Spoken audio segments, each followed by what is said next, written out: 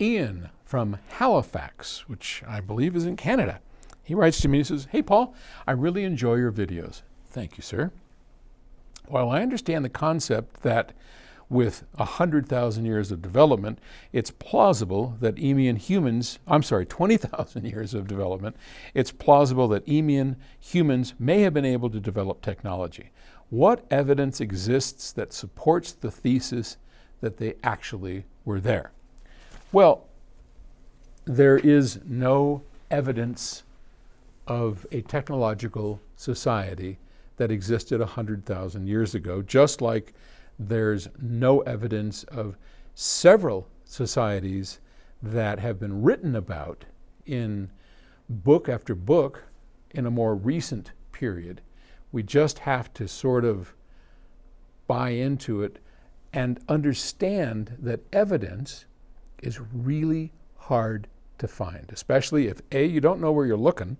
The world's a big place, and we know that 100,000 years ago during the Eemian, they could have been in North America, they could have been in South America. I mean, they could have survived in the Brazilian jungle, and all of everything that ever happened got grown over by the Brazilian jungle over 100,000 years and a few glaciers, right? There would be nothing there. There's no evidence. And as I've said 100 times, the lack of evidence is not evidence that something did not exist. It's just illogical to think that.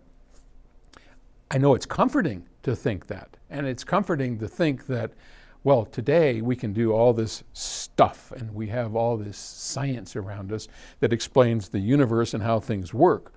But the more we find, the more we realize what we don't know. And it really is the height of hubris, in my opinion, to think that identical human beings in identical circumstances would not have done something similar to what we did. What do we think makes us so doggone special that 12,000 years ago, we, identical to the Eemians, had some magic spark that they didn't have? Same people.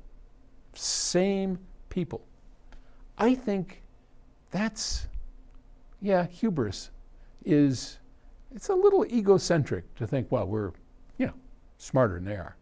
No, we're not. Not at all. Circumstances? Well, circumstances were the same.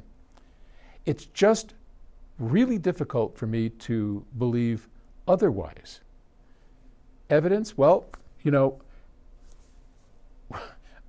I run a high-end audio company, have done so for 50 years.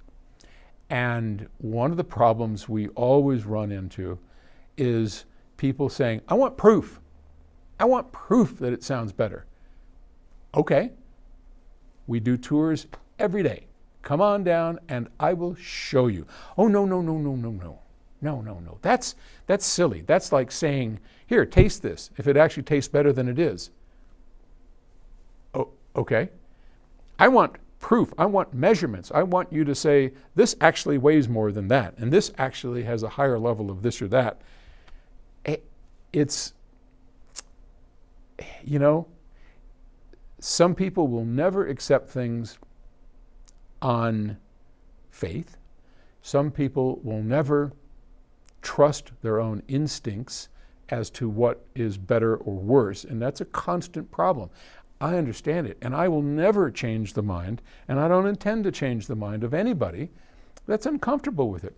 It's okay. At the end of the day, you don't need to buy into this. It's just a book. It's a fictional book that I think you're going to love reading. It's a really fun story, and everybody that's read it so far, whether they buy into it with a wink or they like, could be, they came to me and they said, I don't care. This was a great story and I loved reading it, and thank you. So, hey, works for me. And now that we have our narrator who's going to be able to bring it to life, I'm so excited about this. This was in yesterday's episode. I announced Eduardo Ballerini, who's a very famous actor and narrator is going to be reading these books.